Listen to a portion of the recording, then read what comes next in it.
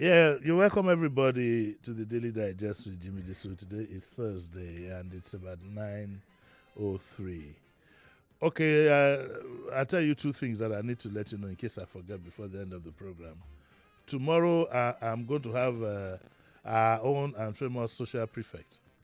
A young lady, I think about 4 or 5 years ago, finished in Covenant University.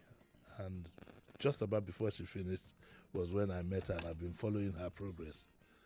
And she decided she wasn't going to work for anybody. Took on tourism and whatever on her own, and now she has a big branch called Social Prefect. I think it's a credit to Covenant University, and I've noticed that trait.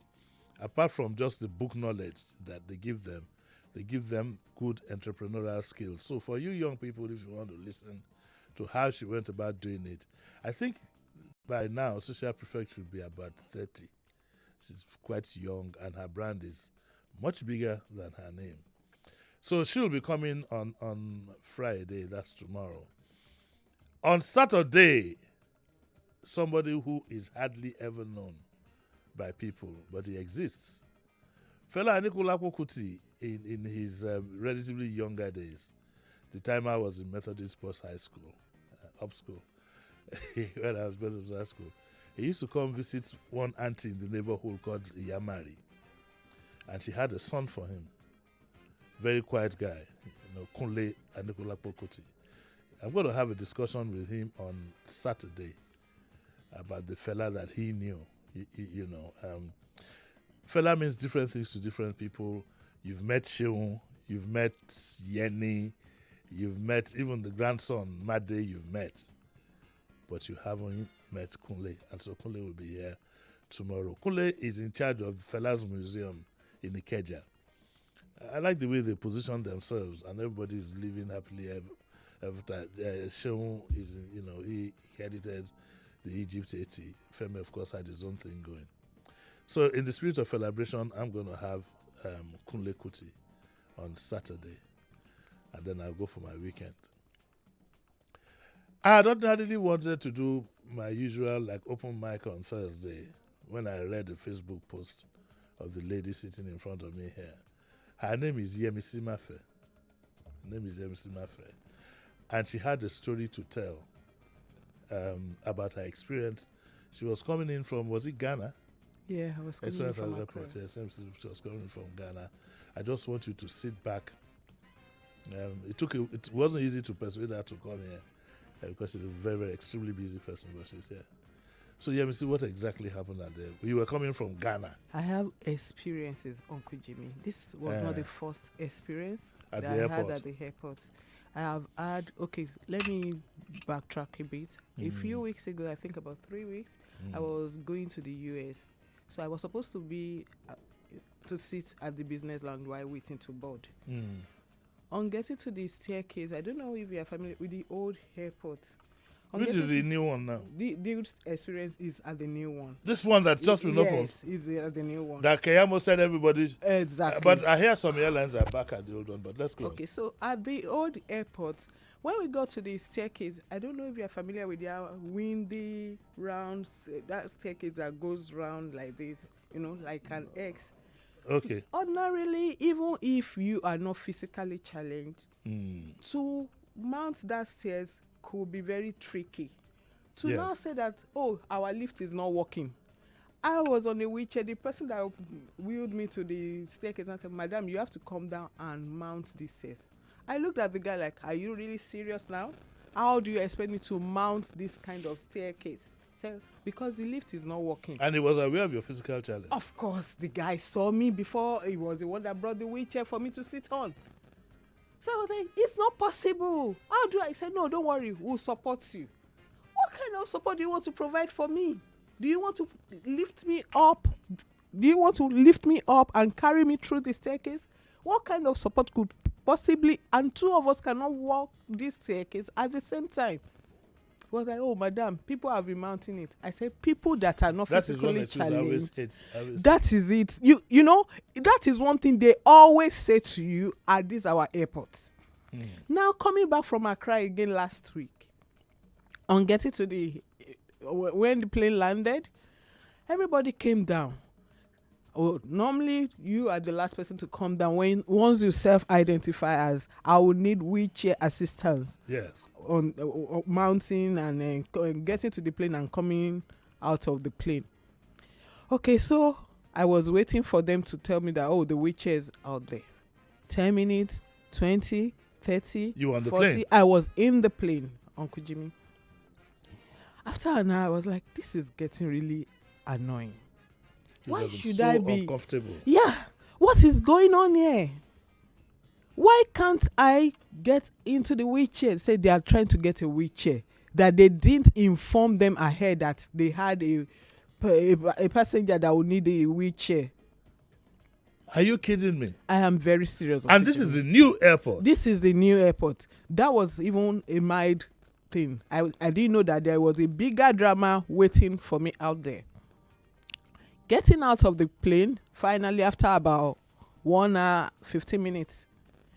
Getting out of the plane into the wheelchair. Say, we got to the lift area. Say, the person that has the key to the lift is not available. The new airport, Uncle Jimmy, the new terminal. The person that will open the lift is not available. And that is not the first time I'm also experiencing that at this new airport. No, wait. I've traveled through this new airport like I can't, because of my role, I do a bit of traveling. Yes. So I've traveled through this new airport a couple of times, and it's always the same excuse. Madam, the person that will open the lift is not available. The person that has one second. This is the first time I'm going to hear that you're going to lock a lift in an airport. I've never experienced it in any other part of the world as well. Only in my own fatherland. So you were on the plane. Excuse me. You were on the plane, for 1 hour, and then you got to the lift. I now got to the lift. They now said that the person that has the key to the lift is not available. That, madam, maybe you can come down. That was why I had to take that picture of the escalator and the staircase. I can never use the escalator. Of course you can. I can never use the escalator. That I have to use the staircase. Madam, we will support you. People have been climbing it.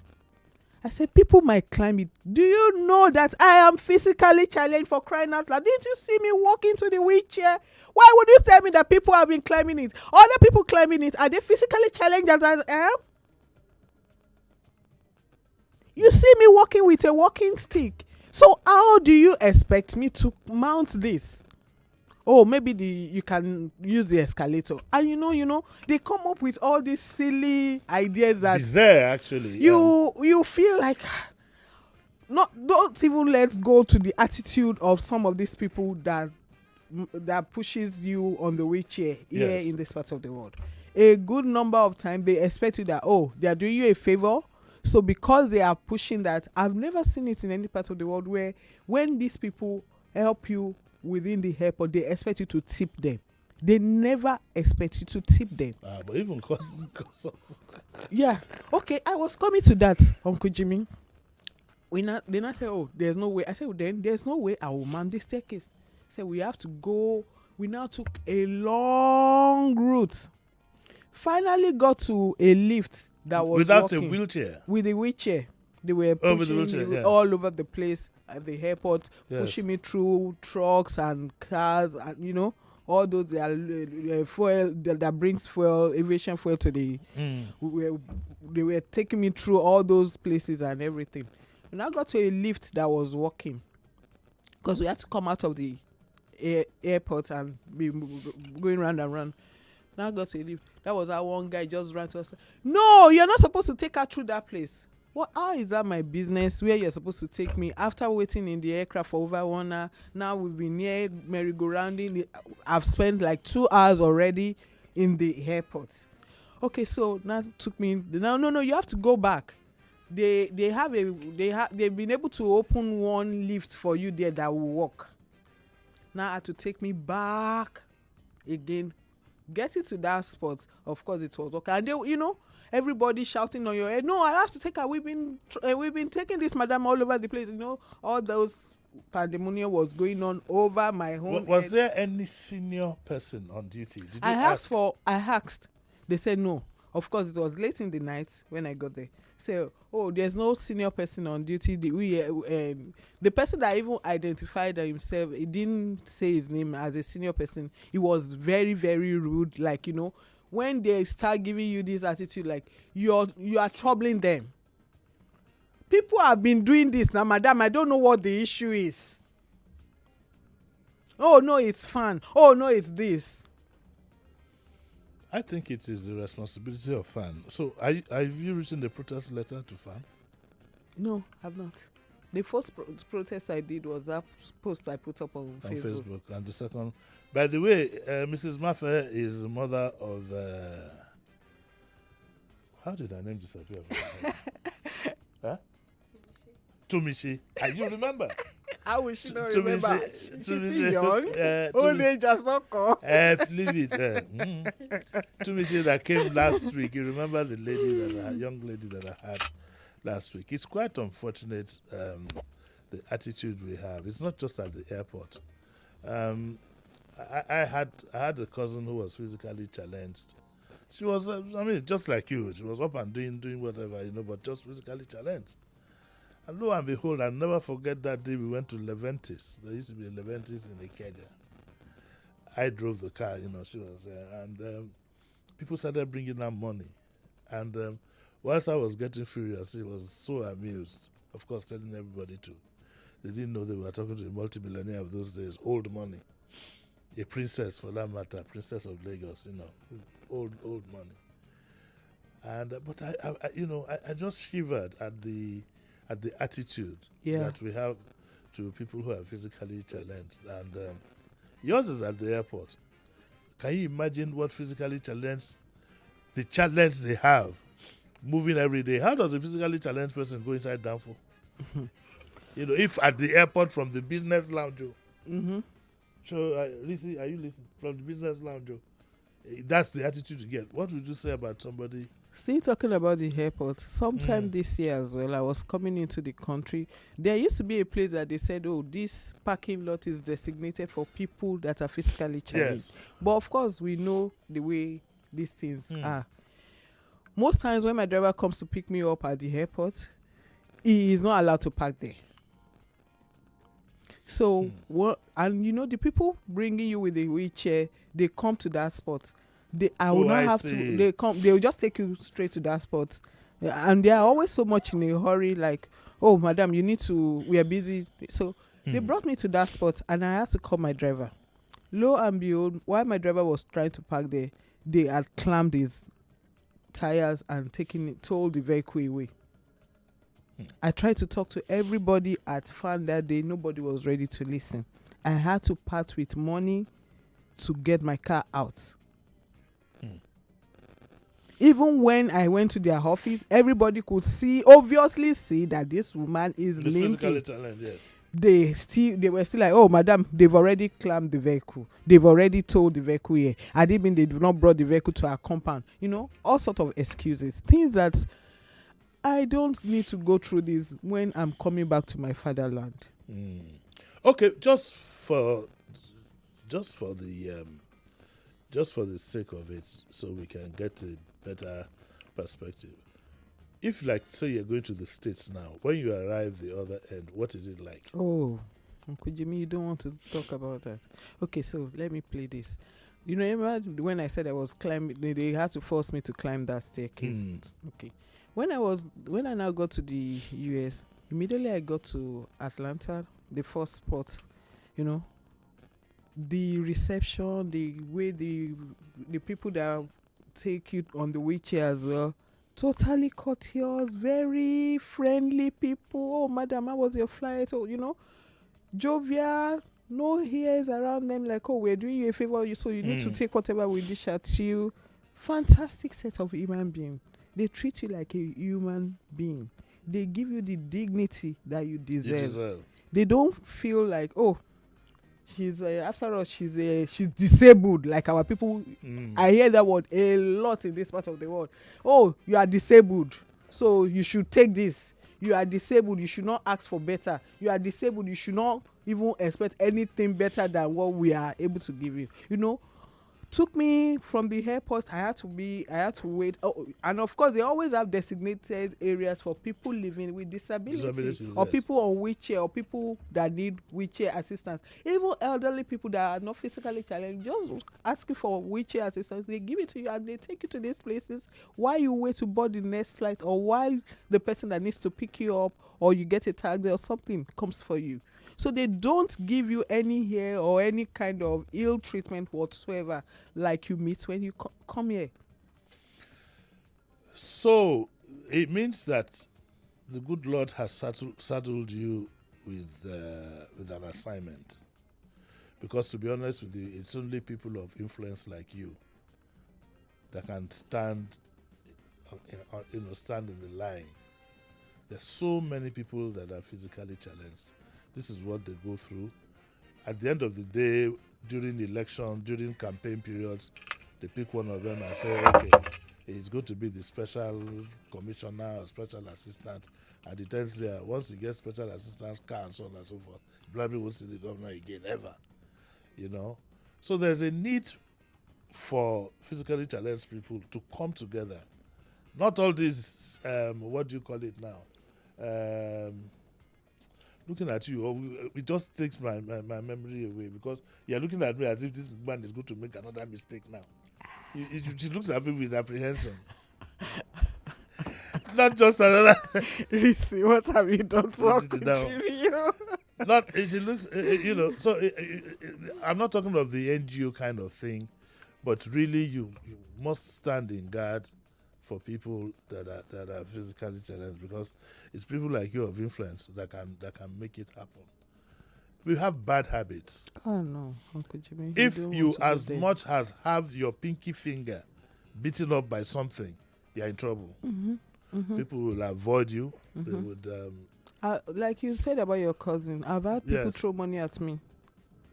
Yeah, I've had people throw money at me. What currency? 50 naira. What? Oh, I've had people throw 50 naira at me, so I bring 1,000 naira from my own pocket, throw it back at you. You not tell them so you be cash man. I've had people throw money at me, and it's so annoying because you see people like. Oh, okay. Those who were told, that when you do Sarah for arrow, like they say.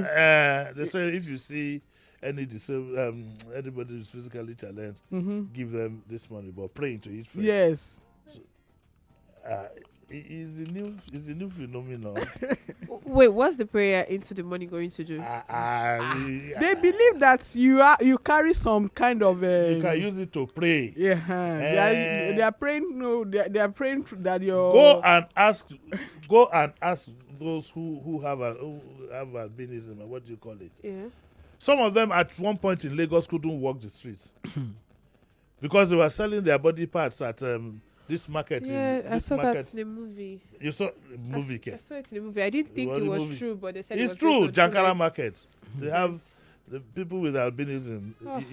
They go for a higher price. Well, I'm sorry to hear what happened to you, but I cajoled you to bring you here so that people can get a sense of what's going on, and that you use it as a motivation to get you to stand in guard. And the funny thing about life is you could have a physical challenge at any time. Yeah, true. Even if you die self, that's where fella said dead body get accidents. You can see confusion. I've had people who, when they are going to bury them, the coffin will roll out of the body will roll out of the coffin, slam bang on the floor, and but I don't know why. And it's we're becoming over and over again insensitive people. The same thing even with simple manners telephone. Mm-hmm. I don't know you from Adam. I pick your call out of courtesy. I don't know who this is. And you say good morning, sir. I say good morning. How are you, sir? I say I'm fine. How are my children? How was your night? How am I supposed to know how your children are? Then how was the night, sir? You say, you know. And we also people who before you wake up in the morning, you find all kinds of WhatsApp messages. I remember one time I was going Forward to 70 people. I forward to no, they stopped it. I made public. I begged. I didn't do shakara. I begged them. People. We can. So I'm going to open up our lines. Sorry, Uncle Jimmy. Before you open up the line, I want to appreciate what you are doing, bringing me Yes. on, on the program, and making a call to other Yes. media personalities as well. Yes. I will cite another scenario. There was a radio. One day I was listening to a program on radio. We will have to stop that now. Okay. I will take a short break, and when we come back, we'll hear the story that you have to tell. We still have another 30 minutes anyway, so don't worry. We'll be right back.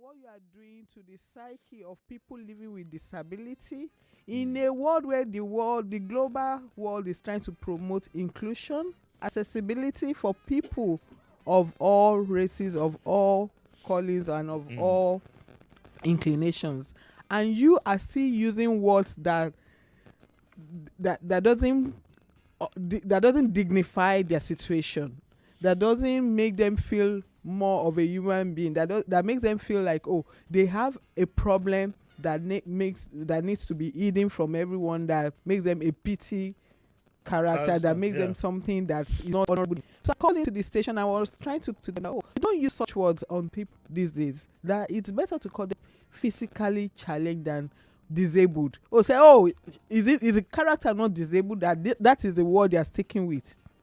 I now put pen to paper, sent a message to National Broadcasting Commission, sent a message to one woman that I knew there, and like, madam, see what this station is doing right now and as we speak. That I think you need to let your people know that such words, you need to couch them on the kind of language they use in describing people, so that they will promote that inclusion and accessibility that the whole world is promoting. She read the message. She never bothered to respond, which means that the problem we have is not even about the station calling in a certain way. It's far broader than that.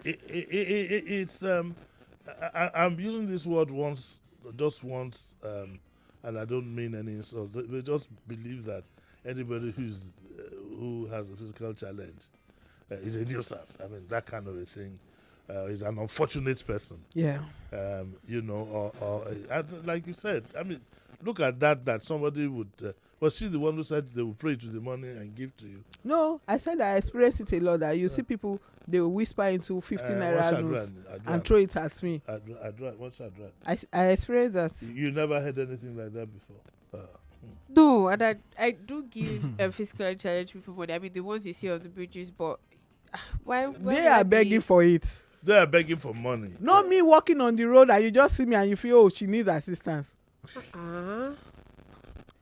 Of course, I get back to you as well. I take 1,000 naira. I make sure that at least that's the least I can give to you. Let me do something into this iPhone. The new one has just come out, so you throw the new one back at me. With all pleasure. I'm not going to see. What's my own? No, new phone. No. Okay, I want to take some reactions. Do you want to start with the WhatsApp messages? Okay, so this person, I think this is Fifi. She says, "Good morning, Uncle Jimmy. I'm not surprised at what happened to your guest. Okay. In 2007, I took my late mother to Calabar. She required a wheelchair assistance. She therefore was the first to board. So they had to board her promptly. However, when we arrived Calabar, being the last to disembark, we waited for what seemed an eternity. Air hostesses were going back and forth. Believe it or not, they forgot that they had a passenger that required a wheelchair and had forgotten to notify the appropriate department." Who is this one? Fifi. Could this be the Fifi that I know? Ask her. Okay, well, Fifi, please reply. Is it the Fifi that I know? Okay, let's try another one. Okay, so this person says, "Good morning, Uncle Jimmy and the whole Nigeria Info crew. I must commend you for being intentional and bringing up some of the issues confronting persons with disabilities. Yes. And a person with disability to speak about them. Kudos. I will urge you to also invite people with disabilities, either physically or virtually, to participate in discussions across all areas of human endeavor, economics, politics, and business. I believe that this will enlighten the general public of the plight of the physically disabled people, and in the long run, it will lead to a shift in our mindsets." Once again, kudos to Uncle Jimmy. You know, I faced quite a few myself. I remember one day I went to the bank, and I took off my glasses because I didn't have my reading glasses with me. Then the clerk at the bank, it was a bank on Aula Road, said, "Excuse me, sir, why are you taking off your glasses and burying your head in the paper?" Money. So I told him, I said, "It's because I can't see. Go and call me your boss." He said, "For what? Call so first." the whole branch on that day shut down. They were begging me. I was doing programs on TVC back then with Yori Folani. So a lot of them recognized me. I said, what kind of a thing is this? How rude can you be? I started, as they were begging me, the thing was, I'm going to call Mrs. Latner, Mrs. Adeshola. I'm going to call this. I called, and they started begging me and begging me and begging me. People say all kinds of things. Some people will see me and say, why your lenses so thick? I mean, I don't want to put bottles on my... It's because I have a challenge with seeing without my glasses. And people can be very rude. Oh, this is your stomach. I have it. Even though this your stomach is getting big. Oh, it's not getting big. From childhood, I'd always had a big belly. With the beer drinking that followed the teenage days, the thing got bigger. I mean, so much. But sometimes, where I'm going is this. Sometimes we make remarks that can be so hurtful to the... yes, it can be so hurtful. Some people have certain things because, they're medically challenged in that area. Look at your feet are so stumpy. You don't know whether there's elephantiasis or... We need... there was a time I did something on etiquette and manners. We don't have it. Yeah, we don't. Etiquette and manners doesn't mean learning to say good morning to your parents alone. How you speak, the things you do. It is rude, for example, for you to be sending messages that are of no concern to the other person. Exactly. Say you are broadcasting. One, they will tell you to please share with 15 people and me. or you just tag everyone that is on your contact list on a post on social media, and you're if you want blessing. Talking about people saying rude things, I started using a walking stick after my surgery. Yes. With the leg surgery 2021. Yes. Before then, I've always walked with a limp right from when I was age 2 because of polio. So lately, when I started using the walking stick, I see a lot of people that say, but you had the surgery since. Why are you still using walking stick? What is your business? It's your business. I've always walked with a limp, and now that I had another surgery to do something on my leg, what is your business with whether I choose to walk with walking stick all my life? It's a walking aid. People need to take a class in minding their business. Yes. In fact, remind me, Risi, we will do one on etiquette. I did it some time ago. There's a need for us to develop a culture of etiquette. Unfortunately, the problem starts with our leaders. A minister takes an appointment and is backing at everybody's side. But one of them learned his lesson. Umahi. They walked out on him.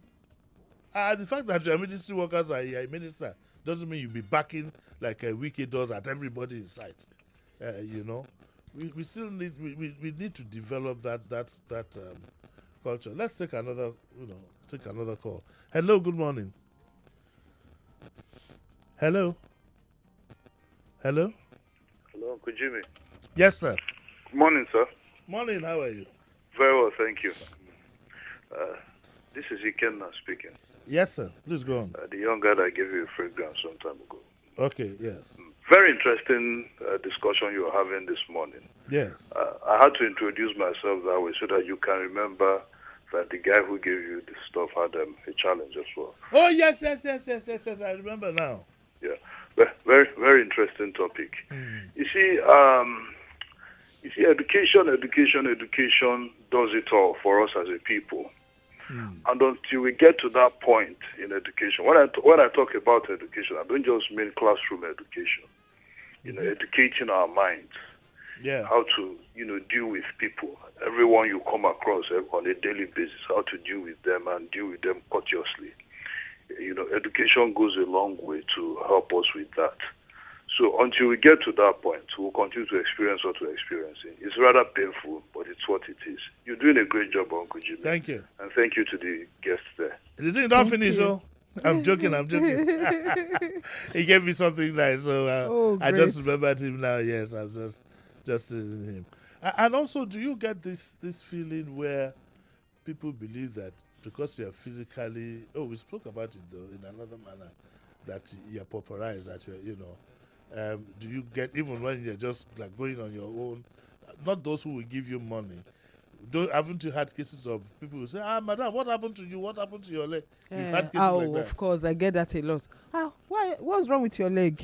I'm like, this is my leg. Why are you walking like this now? I said, that is the way I walk. In your younger days, did any toaster say anything close to that? Like Yegi Molori. My father was always at hand to help me deal with anyone with such bad mouths. Then that's another angle to it, Uncle Jimmy, because I see a lot of people that are also physically challenged, and I see that lack of confidence. Oh yes, I think we should. I think it comes from the background. Yes. And the home setting plays a major role. Yes. I was privileged to come from a family where my parents were very loving and at the same time were very firm. There are some things that I could get away with my dad, but with my mom, no, this is it and that is it. You have to anything with your dad. Yeah, but with my mom, she helped me to really toe the line. And, to help me also have confidence in myself. My dad played a major role in that. Because there's nothing that you can say about my physical disability that will get to me. I just look at you as you are the one that doesn't have it up there. Let me explain to listeners that I deliberately didn't mention where she works and what she does, and I won't, because this is personal and she has a very sensitive job. And I'm giving it to you that if you didn't have this confidence we are talking about, you wouldn't be anywhere near the job that you're doing now. In fact, if I look at it critically, and I think I know your age. I'm only 50 next month. Is it 50? Yes, Uncle Jimmy. I even thought you was younger than you. So what are you having when you turn 50 next month? You know the plan now. You are the chief planner. Where do you want to bring it? What you are the chief planner. Let's keep that one away from here. I'm not the chief planner. You are, Uncle Jimmy. Let's leave that one. Risi, do you believe that? Risi knows now. You actually think her name is Risi? God, Uncle Jimmy. Her name is Oluwakemi. Oluwakemi. So you actually think her name is Risi? Honestly. Let's pick this one. This call. I think it's a friend from Indonesia. Hello. Hello. Good morning, Uncle Jimmy. Indonesia, Abi. I'm calling from Texas in US. This is another one. How are you? Yeah, I'm doing great, sir. Yes. Yeah, thank you for your guest there. Yeah. Uncle Jimmy, know, in Nigeria, the government does not even have these physically challenged people in mind at all. Yes. If you go to any government offices or you go to any private offices, you will see that they don't have plan for them. You only have staircase. There is nowhere where the physically challenged people on a wheelchair can go to the offices. Yeah. Now, when you come to this place, even if you have one of your finger missing, you're a physically challenged people. Mm-hmm. You need to have a tag. They have a special place for you to park. Mm-hmm. When they made a staircase, there's always a place for those on wheelchair. Yes. To climb to wherever they are going. So I keep wondering that these people, are they not part of us? Why is government not even having any plans for them? Okay, thank you. Honestly, we need to be doing all these things this time around. God bless you. God bless you. Uncle Jimmy, about that, the kind of role I have, and that takes me to do a lot of stakeholders management. Yes. So at times when I need to see the minister for my role in this country, yes, you get to the secretariat at Abuja and the elevator is not working. Oh, it's faulty. Oh, people need to use this. And the minister is on the 6th floor, so. I think the 18th floor, so I can't remember. Wow. Okay, so I go to another country where I need to see the minister. On this particular day, I've had interactions with the minister before. So on this particular day, I was in that country and I needed to see him. And he said, "Oh, madam, our lift is not working, but the minister will join you at the welcome." He has another conference room on the ground floor. The minister will join you there. And the minister came to join me for the meeting there. Okay, in another country. An African country. Yes. I know which country it is. And the minister came too. Is in Nigeria, you want the honorable minister to come down to meet you. No, now, Uncle Jimmy, a commoner like me, for our own highly esteemed. So we need to do better for people like me. I wanted to react to the gentleman who called from the States. That is not a government thing per se. I know government should lead, but generally within us, we need to educate ourselves. We need to have protocols, right from how to speak to people you are not familiar with.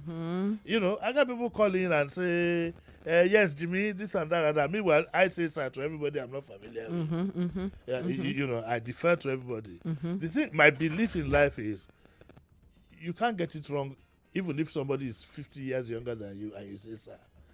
But you would hate yourself if somebody was 50 years older than you and we don't have people call you by first name. They believe since the days of democracy, in the days of military, everybody wanted to stamp his foot on the ground and salute you like military people.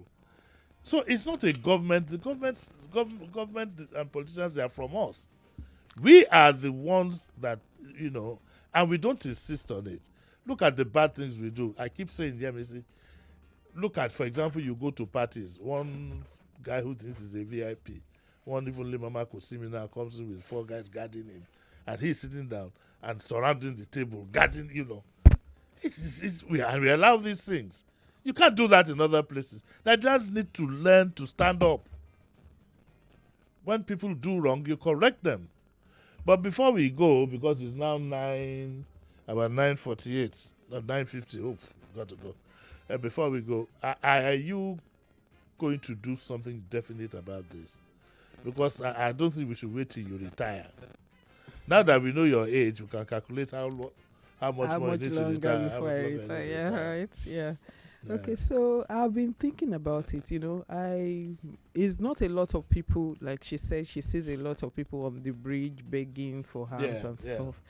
So many people might not have the opportunity to sit on this chair and speak into a mic that the whole world listens to them. Yes. So being opportune to do this is a privilege I do not intend to take for granted. So what I intend to do is to try as much as possible to speak to this as often as I can. As you can. And to call the consciousness of people that can do something about it to it as much as I can, so that together we reorientate our people about the values and the way we treat people. I also believe that even we need to reorientate those who are physically challenged themselves. Yes, that also has to happen. It has to happen. So because even a lot of them takes this like, whatever is given to us is what we are grateful, sir. Yes. So you need to be able to stand up and be like, no, I can walk. I can do something with my hand. Yes. I can do something with my brain. And it's not just okay. So even if you are going to have a minister who's physically challenged, it will be some. They might say youth orientation or even create a ministry for it. No, that's not it. We must have. Which of the American presidents was on a wheelchair? I can't remember whether it was Eisenhower. He was on the wheelchair, and there was nothing. Absolutely. He was the president. He was the president. Okay, so what's the time now? 9:50. I think we can. I'm hoping that the next person who calls will be Pastor Ladipo, so that we can round it off with a prayer, which he will refuse to. He will refuse to. With what I've done, I probably won't call again. But let's pick the call and see. It could be Pastor Ladipo. We could be lucky. It might be a lucky day. From Orilegom. I had to give you his take. Hello. Uncle Jimmy, good morning. Morning. Good morning, sir, I guess. Good morning. My name is Ramsey. It's not Pastor Ladipo. Okay, Ramsey. Okay, one of the things I want to thank you for bringing in the guest. Yes. And one of the things I think her last statement is building confidence in the physically challenged. It's so bad that even if a physically challenged person makes it a bit up the ladder, parents refuse to give out their children to them to marry because they say, what is my daughter or my son going to be doing with this one? That's true. That's true. Anything. Very so true. I think more of orientation and a lot of things to be done about it. Thank you very much. But Ramsey, I want to ask you, can you marry a physically challenged person? I have challenged myself. Oh, great. Yes. Do you want to marry her? She's 50. Uncle Jimmy. That's a very one of the most bravest young girl we have right now. Yes. Okay. My good friend, Senator Wusu, who we went to school together, says that in saner societies, we were reacting earlier, that they do have a sticker of badge they display on the cars. This is right. And it was Wusu was not asking me, don't we have the same here? Google it. Go and verify. Wusu. We have a national commissions for persons with disability under the Ministry of Humanitarian Affairs. So, but I think they need to do more because nobody seems to know or is aware about their existence or whatever they seem to be doing there in Abuja. Okay. All right. We have now gotten to the end of this discussion because What's Up Lagos will come up in about a minute or two. I'd like to remind you all that tomorrow we're going to have social prefect, and on Saturday you're going to listen to the Kuti. I'm sure many of you haven't heard speak. I haven't heard him speak. I haven't even met him one-on-one, but right from the time he was born, I knew of him because his mom was a street auntie in the neighborhood way back then in the Methodist Sports High School. Okay, so that's what we'll be doing. And to place you on notice at any time from now, well, not too long from now, I'll be going on my annual vacation. Baba fellow me getting a bit tired. So, I'm giving you notice now because they say you haven't given us notice. I'll give you notice now. I'd also like to plead with all of you. There are two sensitive issues out there. Watch what you say because you never know which way it's going to turn. The first one is the Mohbad case. Let's let things play out, okay? And for those who are making so much fuss of about whether a child is his or not, he accepted the child. Leave him alone. He accepted the child. If it was a child that was just born after he had, I would say, but he accepted the child and leave that decision. And please don't let us make so much mileage out of a tragedy. I know that in this business, bad news sells, but there must be a limit to these things. The other one, of course, is the Tinubu Chicago case. I think we should tarry a while. Let Atiku file in his case, and then we'll have a lot to talk about. Thank you very much, Yemisi. Thank you. If you waited another 30 minutes, I might have to ask you about the Chicago case, but you shouldn't be involved in politics. I'll just throw you under the bus. Don't do that, please. I'd like to thank my good daughter, Risi. All of you help me thank Risi, when she saw me on Saturday. Oh, but you make coffee with it, Lonnie. Your coffee is not gone. So she bought me a whole pack of lozenges. And lo and behold. Isn't it sweet, I have so many children, to me, all of them, on the day that I'm not going now, with the embroidery. If you go and so on nonsense that day, I'll get up. Okay. Enjoy the rest of your day, and What's Up Lagos comes next. Can you do me a What's Up Lagos, please, Risi? When you've got that super commando energy at this year's Felaboration, you feel everything from the drums to the lit performances. So grab a bottle of Super Commando Energy Drink, because what's Felaboration without the right energy to fire on? Feel the energy with Super Commando Energy Drink as you celebrate the legacy of the legendary Fela. 99.3 Nigeria Info. We are more than just radio. Subscribe to our YouTube channel at Nigeria Info FM. Check us out on Facebook at Nigeria Info 99.3. Follow us on Twitter at Nigeria Info FM and on Instagram at Nigeria Info FM Lagos for live updates as it happens. 99.3 Nigeria Info.